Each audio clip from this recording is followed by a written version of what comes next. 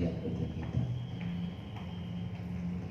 Ini semangatnya mulai berkurang berapa ya?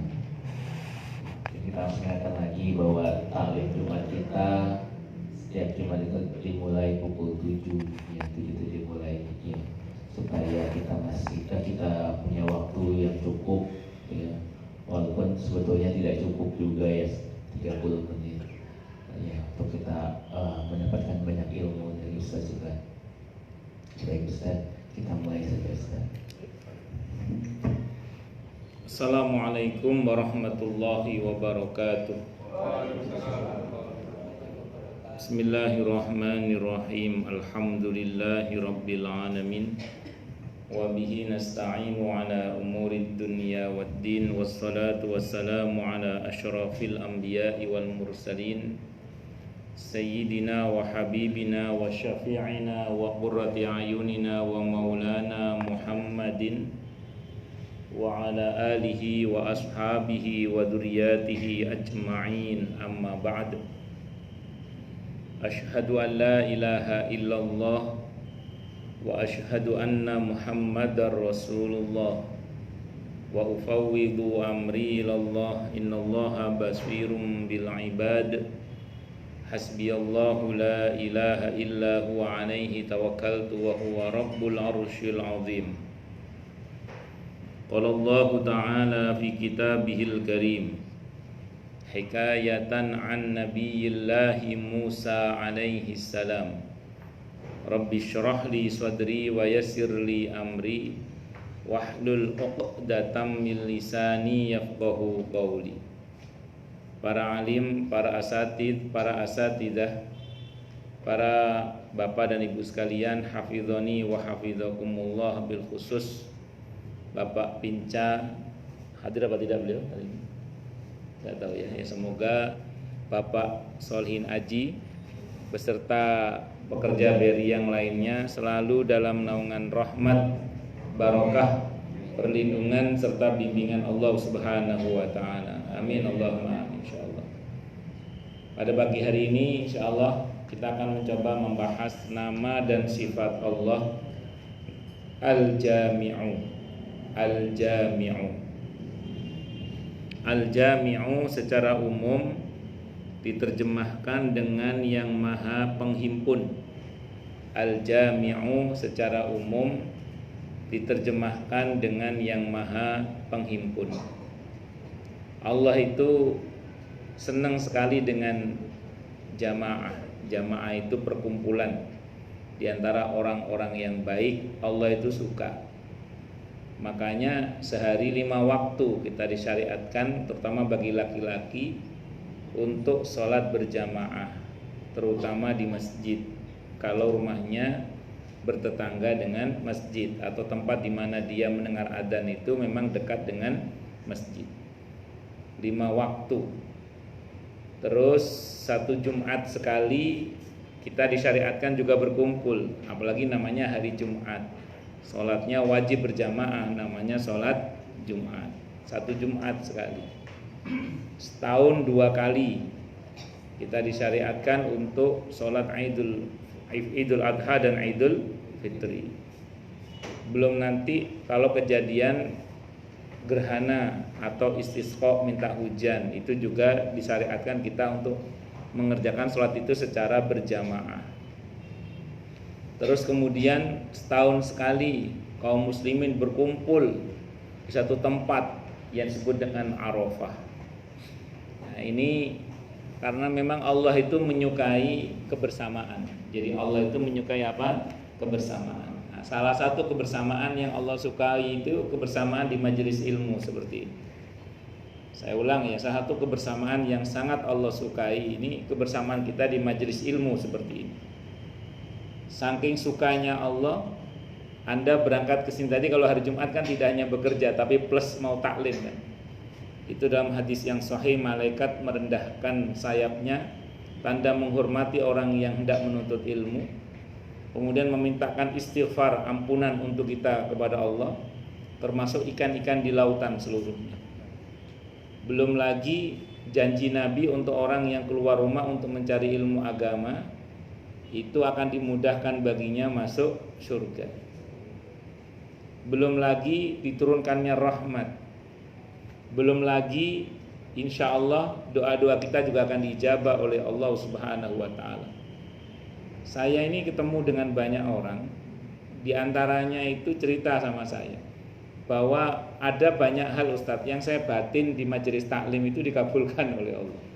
Jadi ada banyak hal yang dia batin dalam hatinya itu dengan izin Allah dikabulkan di majelis taklim. Makanya kalau di majelis taklim ini sebenarnya ini kesempatan kita untuk berdoa yang baik-baik kepada Allah. Kalau ada yang mengatakan sudah lama batin nyatanya belum dapat Ustaz. Bukan tidak diijabah oleh Allah, tapi memang semua harapan itu asal kita tidak berburuk sangka kepada Allah. Dalam hadis riwayat Al-Hakim kita akan dapat satu di antara 3 hal. Yang pertama dipercepat pengabulannya oleh Allah, atau diselamatkan kita dari musibah, atau ditunda pengabulannya oleh Allah, atau yang ketiga diselamatkan kita dari musibah setara dengan kebaikan yang kita minta. Nah, jadi kalau sama Allah baik sangka aja. Tapi percayalah, majelis ilmu ini termasuk majelis yang menjadikan salah satu harapan atau doa kita cepat diijabah oleh Allah Subhanahu wa ta'ala. Makanya kalau ada orang yang minta izin sama saya di beberapa majelis taklim itu kadang ada izin, Ustadz mohon maaf saya lagi ada masalah jadi saya izin tidak taklim dulu. Itu aneh. Wong di majelis taklim itu rahmat diturunkan, ijabah doa dipercepat, mudah sekali ijabah doa kok malah nggak datang. Padahal di majelis taklim itulah saya ulang ada banyak janji kebaikan. Nah, berkumpulnya kita di majelis ini juga kalau dasarnya karena kita saling mencintai karena Allah. Kita ketemu ini insya Allah kita karena saling mencintai karena Allah. Kalau Anda sentimen saya sama saya, naudzubillah min syarri dzalik, kalau Anda sentimen sama saya pasti Anda nggak mau duduk di sini. Atau sebaliknya, saya lagi sentimen sama Anda, saya juga nggak akan mau diundang datang ke sini. Cuman karena kita saling mencintai karena Allah, kita bertemu karena Allah. Setelah ini kita juga berpisah karena Allah. Karena Anda harus bekerja, saya melanjutkan tugas saya, dan masing-masing kita juga punya keluarga.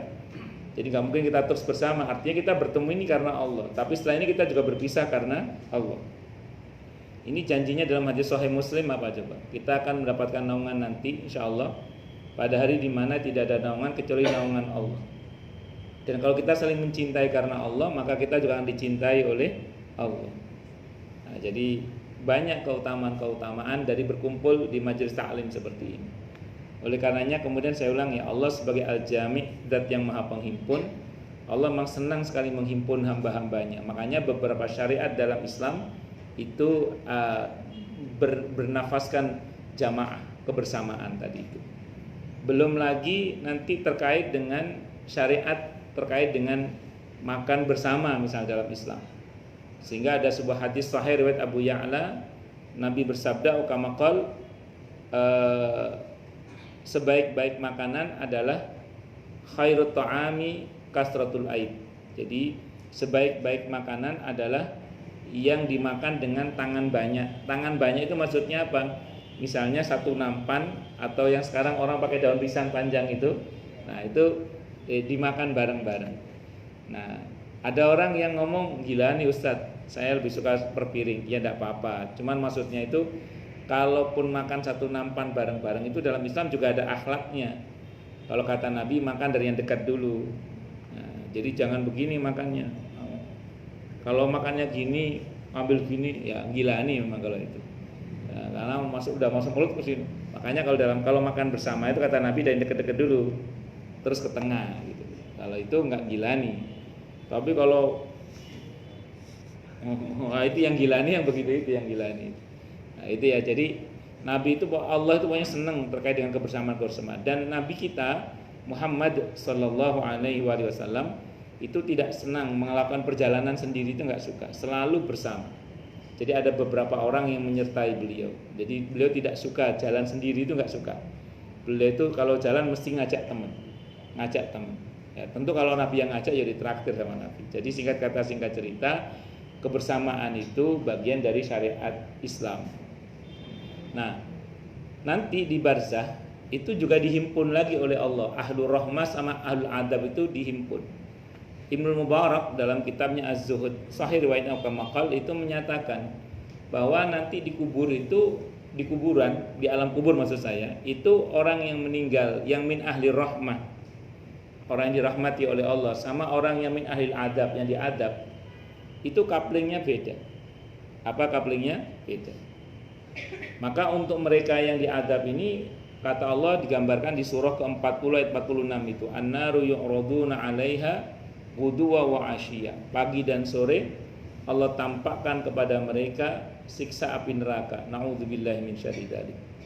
Yang begini-begini ini enggak sempat mengakses keluarganya masih di dunia, enggak sempat. Kenapa? Panik dengan siksa kubur.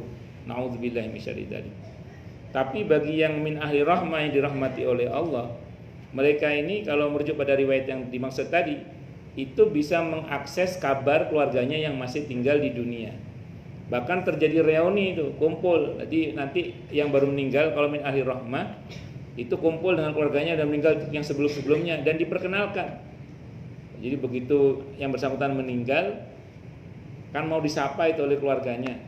Kalau ini min ahli rahmah, kata yang lain bilang jangan, kasihan dia baru sampai dari perjalanan jauh. Jadi perjalanan dunia ke alam barzah itu perjalanan lintas dimensi, itu perjalanan jauh. Ini sahih riwayatnya kamu qol. Ada itu riwayat Ibnu Mubarak dari kitab Az-Zuhud beliau. Kata yang lain jangan, biar dia istirahat dulu. Karena dari perjalanan apa? Jauh, dari alam dunia menuju ke alam barzah. Nah, terus begitu selesai istirahat, disapalah kemudian. Gimana kabar kamu? Baik, alhamdulillah. Bagaimana kabarnya si fulan yang masih hidup di dunia? Tanyakan semua. Bagaimana kabar anak saya? Bagaimana kabar cucu saya? Bagaimana kabar? Diceritakan semua. Nah, nanti si mayit itu juga gitu. Loh, saya kok nggak ngelihat si fulan? Karena dia sudah meninggal sebelum saya. Kok nggak kelihatan di sini? Iya, kita juga nggak ngelihat. Ada lagi yang ngomong, iya kemarin saya lihat dia lewat jalur adab. Jadi jalur adab sama jalur rahmat itu nggak kumpul nanti di alam barzah. Makanya kata para ulama, kematian itu bukan perpisahan. Perpisahan itu kalau yang satu masuk neraka, satu masuk surga, itu baru perpisahan. Makanya coupling kita nanti di alam barzah di mana? Itu salah satunya ya kembali pada amalan kita di dunia ini. Karena kebiasaan kita kumpul di dunia ini tentu dalam hubungan yang saling mencintai karena Allah, itu akan menjadikan kita akan terus berkumpul nanti bahkan hingga surga. Kalau Anda cermati sebuah hadis, tadi Az-Zuhud kitab karya Ibnu Mubarak ya. Kalau Anda cermati lagi dalam sebuah hadis riwayat Ibnu Majah. Hadisnya sahih kata para ulama. Nanti ahli surga itu ketika masuk surga, dia akan bertanya, "Ya Allah, mana teman saya yang dulu pernah sholat bersama dengan saya, yang dulu pernah berpuasa bersama dengan saya?" Itu kalau mau kita teruskan mafhum riwayatnya, mana teman saya ya Allah yang dulu pernah ngaji bareng saya. Kata Allah dalam hadis itu, ternyata sebagian temannya itu masuk neraka, sebagian temannya. Terus Allah bilang, jemput mereka untuk diajak bareng-bareng masuk surga. Hasan Al-Basri rahimallahu rahmatan wasi'atan ketika menyampaikan hadis ini, beliau berkata kepada murid-muridnya, kalau nanti kalian masuk surga dan kalian tidak melihat saya, tolong tanyakan saya kepada Allah, mana Hasan Al-Basri? Tolong jemput saya dari neraka. Itu Hasan Al-Basri. Maka sama ya, kita semua juga mudah-mudahan ini termasuk yang saling mencintai karena Allah. Andaikan nanti ada yang kancrit masuk surga, masuk neraka, maka akan ditolong dengan saudara-saudaranya masuk surga. Tentu kita berharap semoga semuanya masuk surga tanpa mampir untuk disiksa neraka ya. Amin Allahumma. Jadi tanpa mampir untuk disiksa neraka, langsung masuk surga. Amin Allahumma. Insyaallah mudah-mudahan. Ini kan harapan kita.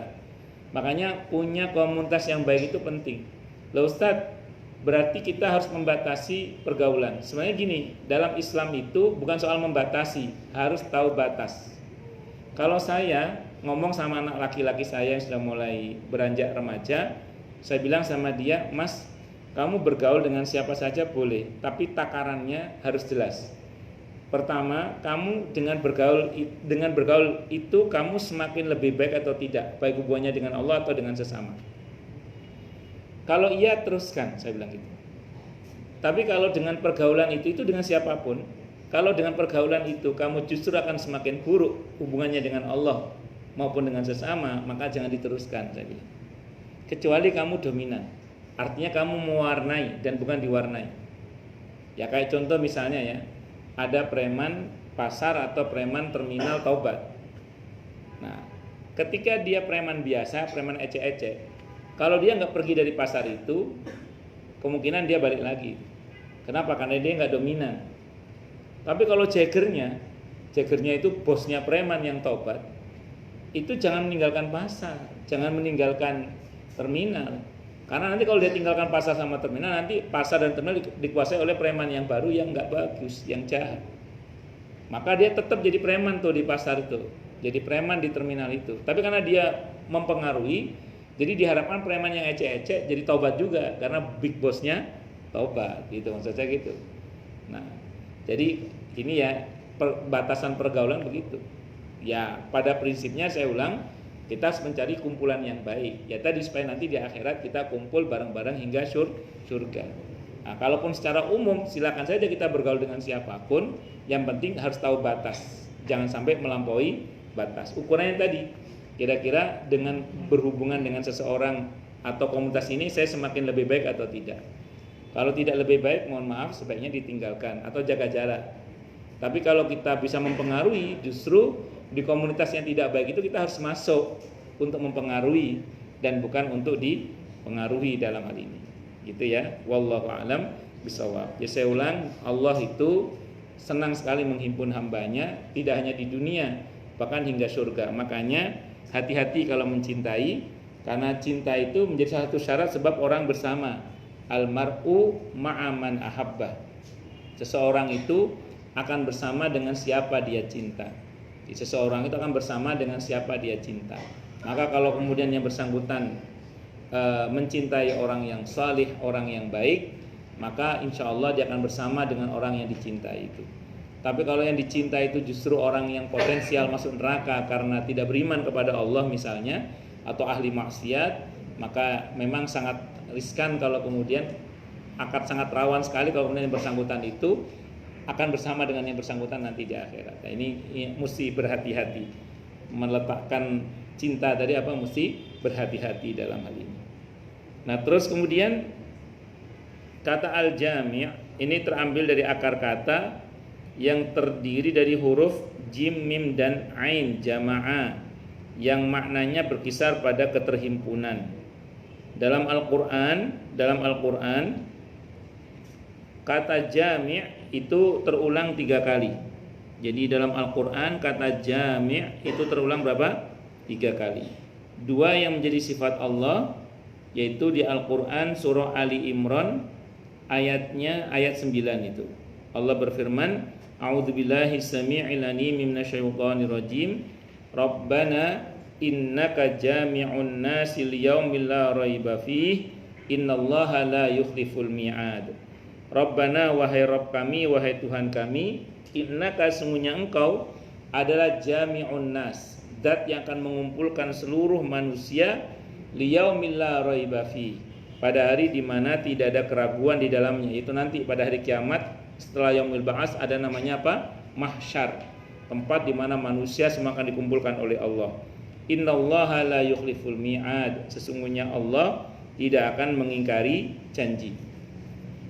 Jadi begitu kita dibangkitkan oleh Allah, kita akan dikumpulkan di mahsyar namanya. Nah, di mahsyar itu kalau Anda baca surah Al-Hadid ayat 12 sama 13, di situ ada kaplingnya juga sama. Ada kaplingnya orang yang dirahmati oleh Allah, ada kaplingnya yang diadab. Nah, jadi ada 2 kapling di mahsyar itu nanti. Ya sekarang kembali pada kitanya, mau pilih yang mana mumpung masih hidup. Karena pembelian tiket untuk min ahli rahmah itu sekarang di dunia ini. Nah, kalau kita pengen dapat naudzubillah ya, adab ya naudzubillah. Mumpung masih di dunia jangan, bisa dimengerti ya insyaallah ya. Nah, jadi singkat kata singkat cerita, mumpung masih di dunia silakan dipilih. Tentu kita berdoa ya, mudah-mudahan kita semua termasuk min ahli rahmah. Amin Allahumma amin insyaallah. Nah, tadi di mahsyar dikumpulkan oleh Allah di situ. Kalau untuk min ahli rahmah itu tiketnya apa aja Ustadz?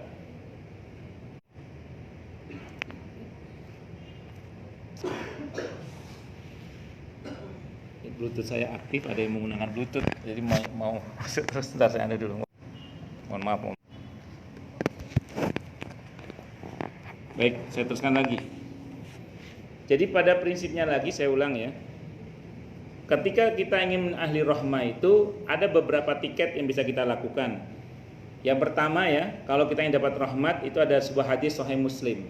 Itu orang yang mendapatkan naungan pada hari di mana tidak ada naungan kecuali naungan Allah. Pertama, pemimpin yang adil. Kalau Anda tidak termasuk dalam kategori ini, coba dicek yang kedua. Syabun nasya fi ibadatillah, pemuda yang tumbuh dalam beribadah kepada Allah. Dari akil balik sampai Anda meninggal, Anda baik terus. Kalau Anda sanggup dari akil balik sampai meninggal baik terus, Anda masuk. Oke, kalau nggak masuk, kita lihat yang ketiga. Orang yang hatinya terkait dengan masjid. Nabi menggambarkan baru keluar dari masjid udah pengen balik ke masjid, saking senengnya ke masjid. Tapi jangan terus ke masjid nggak kerja ya, itu ya bermasalah juga. Nanti kayak Umar bin Khattab marah sama sekelompok anak muda yang di masjid tuh nggak kerja gara-gara mau malas, itu ya bermasalah. Tapi ini ceritanya pokoknya seneng ke masjid dalam konteks yang benar ya. Dan yang keempat, orang yang saling mencintai karena Allah, bertemu karena Allah, berpisah karena Allah. Ini yang sering saya bilang, mudah-mudahan kita termasuk ini. Dan ini kita bertemu ini karena Allah, berpisah juga karena Allah. Insya Allah ya, Anda mau ngaji sama saya kan karena Anda, mohon maaf, cinta kepada saya karena Allah. Sebagaimana saya bersedia diundang ke sini karena saya juga mencintai Anda karena Allah. Jadi cinta kita ini karena Allah. Kita bertemu karena Allah, kita berpisah juga karena Allah. Mudah-mudahan termasuk ini ya. Nah, kemudian yang kelima, orang yang sedekah secara sembunyi-sembunyi. Nabi menggambarkan tangan kanan memberi, tangan kiri tidak tahu. Ya, jadi kalau masukkan ke sumbangan itu hamba Allah lah. Pokoknya orang nggak tahu siapa yang nyumbang. Itu sedekah sembunyi-sembunyi. Yang keenam, orang yang dirayu oleh seorang wanita yang cantik dan kaya. Syaratnya yang ngerayu harus cantik dan kaya, syaratnya. Terus kok dia bisa menolak untuk diajak berzina, dia bisa menolak. Menolaknya karena takut kepada Allah. Saya takut kepada Allah. Maka dia masuk. Kalau nggak pernah dirayu oleh cewek yang cantik dan kaya, berarti nggak masuk. Nah, yang terakhir, orang yang pernah menangis dalam kesendiriannya karena Allah, masuk. Makanya gini Bu, Pak ya, Bapak Ibu, kalau suatu saat mohon maaf nih, kita termasuk saya sendiri pelajar buat saya sendiri ya, kita semua belajar. Namanya manusia biasa ya, kadang mungkin ada saatnya dalam kesendirian kita, entah dalam saat nyetir mobil atau motor atau saat sendirilah, tiba-tiba kita teringat dengan dosa kita nih, dengan kesalahan kita nih. Terus kita nangis nih, nangis karena Allah nangisnya, walaupun cuma setetes, bersyukurlah pada Allah. Satu tetes itu menjadikan kita insya Allah masuk dalam kategori hadis Sahih Muslim. Nah, itu manfaatkan betul nangis walaupun cuma setetes itu. Allah, apalagi lebih dari itu. Terus kemudian siapa lagi Ustadz? Orang yang mendapatkan rahmat nanti ketika di mahsyar. Orang yang diakui sebagai umat Nabi Muhammad Sallallahu Alaihi Wasallam. Itu ada haud telaga, di mahsyar ada haud, ada telaga. Yang telaga itu yang bisa menikmati telaga itu cuma satu saja tiketnya, yaitu diakui sebagai umat Nabi Muhammad Sallallahu Alaihi Wasallam. Terus siapa lagi Ustadz? Orang yang nanti akan mendapatkan fasilitas di mahsyar. Kalau kata Abdullah bin Mas'ud radhiyallahu an, orang pada saat dibangkitkan dari kubur itu dalam keadaan lapar, dahaga, terus telanjang, tidak beralas kaki. Kata beliau, siapa yang di dunia pernah memberikan makan dan minum, maka dia akan diberi makan dan minum, sehingga mereka tidak akan kehausan dan kelaparan. Yang pernah memberikan baju akan diberi baju nanti oleh Allah. Yang pernah memberikan sendal akan diberi sendal oleh Allah. Pokoknya kalau yang pernah ngasih tumpangan kendaraan, maka dia akan diberi kendaraan oleh Allah. Jadi artinya dia dapat fasilitas. Maka di dunia ini pernah nggak kita ngasih minum orang lain? Pernah nggak kita peduli ngasih makan orang lain? Pernah nggak kita ini peduli pernah memberikan pakaian kita kepada orang lain? Pernah nggak kita peduli untuk pernah memberikan misalnya sepatu atau sendal kepada orang lain misalnya? Ya misalnya ada anak SD sepatunya udah jelek, aduh nak sini nak, ibu beli ini atau bapak beli ini sepatu yang baru misalnya. Dan begitu seterusnya. Jadi singkat kata singkat cerita, kalau kita pernah beramal itu insya Allah dan mudah-mudahan ya kita termasuk yang dapat fasilitas rahmat di Yaumil Mahsyar nanti. Nah, ayat tadi itu surah Ali Imran ayat 9 tadi itu menurut sebagian para ulama kalau dibaca jadi ruqyah juga itu. Jadi ruqyah kalau misalnya Anda punya toko, punya galeri, punya tempat di mana Anda berdagang, Anda baca ayat ini berapa kali sebanyak-banyaknya. Kalau dulu guru saya bilang 200 kali. Kalau saya bilang sebanyak-banyaknya lah. Baca ayat ini, Rabbana innaka jami'un nasi liyaumil la raiba fi innallaha la yukhliful mi'ad. Itu insya Allah toko Anda, galeri Anda atau hajatan Anda didatangi banyak orang. Jadi didatangi apa? Banyak orang. Tapi belum tentu beli, masalahnya itu. Nah, kalau ingin beli gampang. Ya, tambah lagi dosisnya. Sambil baca ayat ini, sambil baca istighfar. Karena istighfar itu menarik rizki. Ya, jadi sambil Anda baca ayat ini, sambil jaga toko misalnya ya. Rabbana innaka jami'un nasi liyaumil la raiba fi innallaha la yukhliful mi'ad. Anda sambil baca aja, sambil keliling-keliling di toko itu. Sambil keliling, misalnya duduk di sini, nanti duduk di sini, nanti duduk di sini. Supaya toko Anda itu didatangi banyak orang. Cuman tadi belum tentu beli. Kalau ingin orang tidak hanya datang tapi juga beli, perbanyak istighfar. Karena istighfar itu jalbur rizki, atau perbanyak sholawat itu juga menarik rizki. Nah, ini dulu pernah saya coba ini dulu. Saya pernah jadi ketua panitia pengajian. Saat itu musim hujan rawan orang nggak datang. Tablik akbar. Nah, itu tadi salah seorang kiai itu bilang sama saya, ya di area tablik akbar itu bacakan ayat ini aja, Rabbana innaka jami'un nasi liyaumil la raiba fi innallaha la yukhliful mi'ad. Ya dipindah-pindah aja duduknya sambil kayak ngeruqyah gitu, kayak ngelilingin tempat itu. Ya, terus kalau jalan terus kan capek. Ya kita duduk, sini nanti duduk sambil baca aja.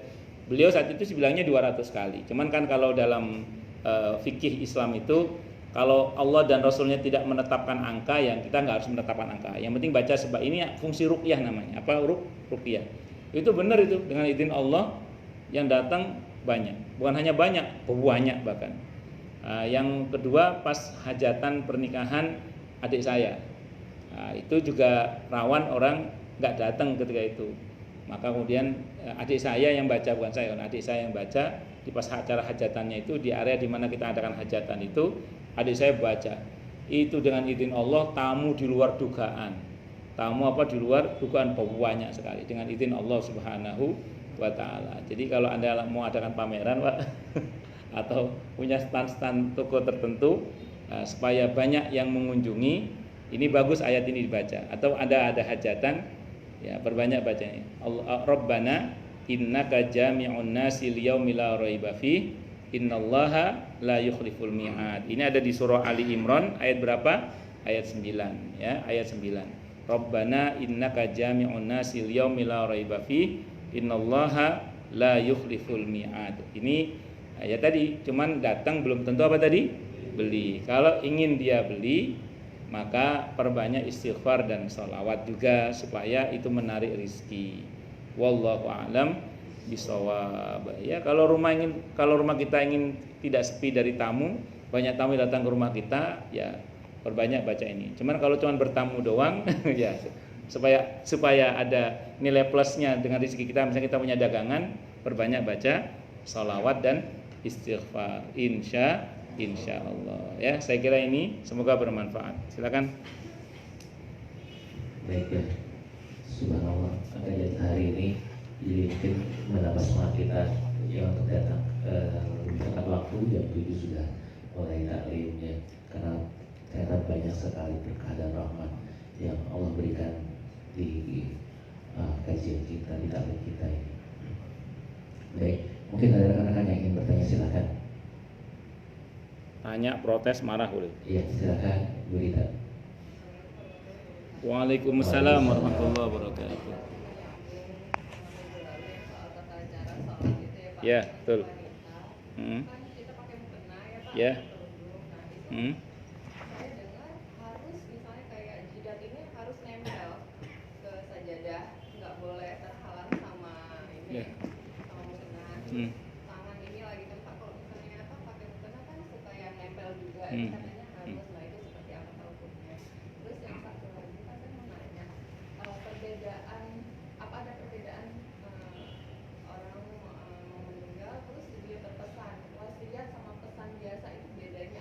baik.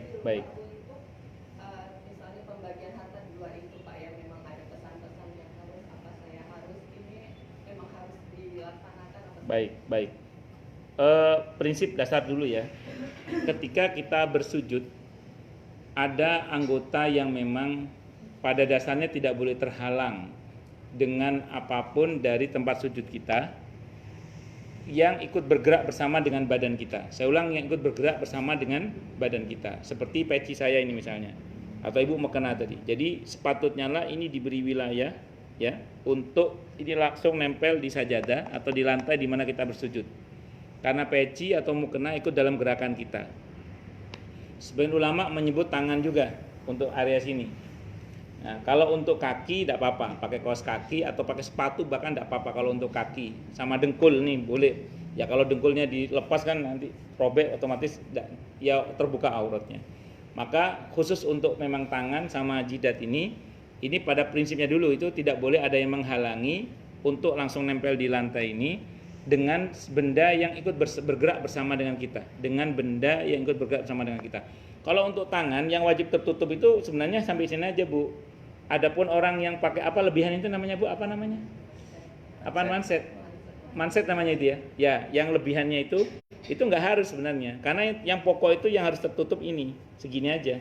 Sepergelangan ini kelihatan enggak apa-apa. Orang salat ini kelihatan enggak apa-apa. Jadi yang harus tertutup hanya sampai, tapi kan sebenarnya orang kadang ada yang pakai itu ya. Ya silakan saja tidak apa-apa.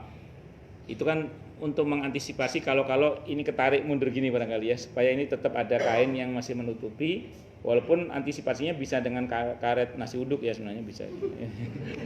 Nah, ini misalnya. Oke, itu Bu ya. Jadi memang betul. Nah, cuman dalam madhab Hanafi itu andekan ada orang yang dengan sengaja mukenanya begini misalnya. Kalau dalam madhab Hanafi ya, itu tetap sah sih sebenarnya, tetap sah. Madhab Hanafi. Kalau madhab Syafi'i tadi, madhab Syafi'i itu begini. Kalau ini semua ulama sepakat sah. Kalau begini nih, semua ulama sepakat sah kalau begini. Termasuk ini langsung, semua ulama sepakat sah. Tapi kalau mau kena ibu begini, ini ulama udah beda pendapat. Madhab Hanafi masih membolehkan. Nah, sebenarnya nanti ada sebuah hadis yang terkait dengan masalah ini, yang Nabi mengatakan begini. Pokoknya kalau sujud, yang harus nempel itu ini sama ini kata Nabi. Hidung sama ini. Nah, Nabi itu nunjuk ini. Makanya sebagian kawan-kawan ustadz juga, imam masjid juga sebagian ada yang pecinya tetap begini pada salat itu. Karena Nabi nunjuknya ini sama ini. Jadi memang ada pendapatnya. Makanya kalau ibu mau kenanya begini, ini masih sah karena masih ada ini sisa ini sama ini itu, sisa ini. Tapi kalau udah begini nggak sah udah kalau begini. Nah, nggak sah udah. Kan udah nggak ada ini ruang. Tapi kalau masih begini tadi Bu masih sah. Ini karena Nabi nunjuk antara ini sama ini. Dan maaf ya kalau hidungnya agak ke dalam nggak harus dipaksakan, nggak harus. Ya pokoknya udah sabar aja gitu. Bisa dimengerti Bu ya? Nah, itu yang pertama. Kemudian yang kedua apa tadi Bu? Mohon maaf lupa saya. Wasiat gini sama pesan ya gini. Wasiat itu secara bahasa artinya pesan kebaikan. Makanya kalau pesannya nggak baik berarti bukan wasiat. Jadi wasiat itu apa Bu? Pesan kebaikan. Berarti kalau pesannya nggak baik berarti bukan wasiat atau wasiat yang harus dibatalkan. Itu satu. Nah, wasiat itu secara syar'i definisinya adalah pesan dari orang yang masih hidup untuk dilakukan oleh orang yang masih hidup sepeninggal yang berpesan itu. Jadi yang berpesan meninggal dulu baru dieksekusi. Itu namanya wasiat. Walaupun meninggalnya masih 10 tahun yang akan datang. Kayak ada saya punya kawan seorang ustadz itu dari 10 tahun sebelum meninggal sudah nulis wasiat. Tapi wasiat itu untuk dikerjakan sepeninggal beliau. Itu namanya wasiat namanya. Dan wasiat ini hukumnya wajib untuk dilaksanakan oleh ahli waris atau oleh orang yang diwasiati. Kalau dia mampu. Kalau nggak mampu, la yukallifullahu nafsan illa wus'aha. Allah tidak bani orang di luar kemampuannya. Maka catatannya, orang yang berwasiat tidak boleh dengan sengaja membuat wasiat yang dia tahu itu akan merepotkan orang yang diwasiati. Contoh misalnya, nanti kalau mama meninggal dunia, mama pengen dimakamkan di San Diego Hills misalnya apa gitu, sing larang sing mahal. Loh, anaknya mampu nggak? Kalau anaknya mampu ya tidak ada masalah. Tapi kalau anaknya nggak mampu dan dia tahu anaknya nggak mampu, kok bikin wasiat itu, maka orang tua itu berdosa. Kalau sengaja membuat wasiat yang merepotkan. Nah, jadi beda Bu ya pesan. Kalau pesan biasa, Ya dia pesan biasa aja, nggak ada hubungannya dengan eksekusi setelah kematian, bisa dikerjakan kapan saja kalau pesan biasa. Tapi kalau pesannya begini, maunya mama pesan nanti kalau mama udah meninggal, tolong anak-anak harus rukun. Itu wasiat juga. Kenapa? Karena dihubungkan dengan kematian gitu. Jadi wasiat itu hubungannya dengan kematian. Makanya sebenarnya saya agak risih ya dengan sebagian orang yang menyebut istilah tausiah. Dulu di masa saya masih kecil, tausiah itu boleh dikata kuping saya nggak pernah dengar. Yang ada mauidhah hasanah kalau dulu itu, mauidhah hasanah oleh ustadz ini, mauidhah hasanah sejak zamannya Hakim populer itu mulai ada istilah tausiah. Jadi saya baru mendengar istilah tausiah itu setelah saya kuliah. Padahal tausiah itu dari kata wasiat. Kalau secara fikih definisi syar'inya itu adalah pesan seseorang yang harus dikerjakan setelah kematiannya. Jadi hubungannya dengan kematian sebenarnya. Makanya agak serem juga itu istilah tausiah itu sebenarnya. Jadi yang betul itu mauidhah hasanah itu lebih tepat, dan itu bahasa Quran. Bahasa Quran itu mauidhah hasanah itu adalah bahasa Al-Quran itu, seperti itu. Wallahu a'lam bishawab. Saya kira itu Bu ya. Oke, ada lagi satu lagi pertanyaan, silakan.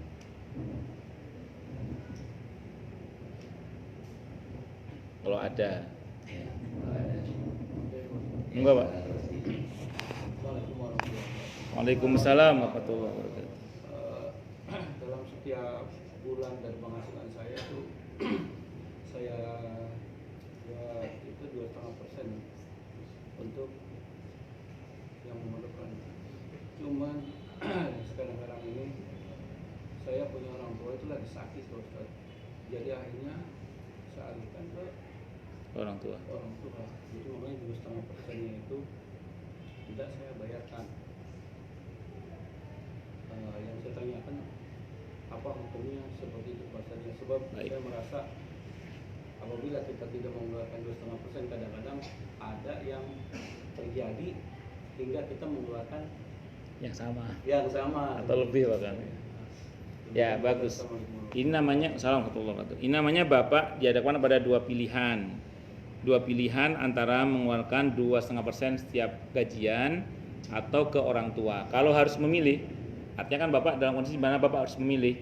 Kalau harus memilih, untuk orang tua dulu. Kenapa? Karena untuk orang tua itu Bapak wajib juga hukumnya. Jadi jangan salah, berbakti pada orang tua itu hukumnya wajib. Apalagi kalau orang tua tidak mampu. Maka kalau Bapak harus memilih antara zakat yang 2,5% tiap gajian tadi itu dengan berbakti pada orang tua karena sedang sakit terutama saat ini, maka bismillah keluarkan untuk orang tua saja. Jadi yang setiap bulan itu Bapak bilang sama Allah, ya Allah, ini sudah saya alihkan ke orang tua saya karena sependek yang hamba pahami, ya Allah, Engkau mewajibkan hamba untuk berbakti pada orang tua, dan hamba tidak bisa memilih ya Allah karena memang gaji hamba nggak banyak misalnya. Maka insya Allah Pak, pilihan Bapak itu sudah benar. Wallahu a'lam bishawab. Saya kira itu Pak ya. Malah kalau Bapak sibuk ngasih orang lain, orang tua malah terlantar, itu Bapak namanya sibuk dengan yang utama, secara bersamaan Bapak tinggalkan yang lebih utama. Itu Bapak ngejar ikan kecil, kehilangan ikan besar Pak. Nah, jadi orang tua diutamakan dulu. Wallahu a'lam bishawab. Saya kira itu. Tentu kita doakan ya, semoga ibunda beliau dan dianugerahi Allah sehat wal afiat kembali, sembuh dari penyakitnya, dan dianugerahi Allah panjang umur yang mubarakah, sehat wal afiat. Kita ruqyah dengan suratul Fatihah, tidak hanya untuk ibu beliau tapi siapapun yang sakit. Bapaknya juga? Yang sakit bapaknya Pak Rusti. Oh, bapaknya, bukan ibu ya? Ibu almarhum.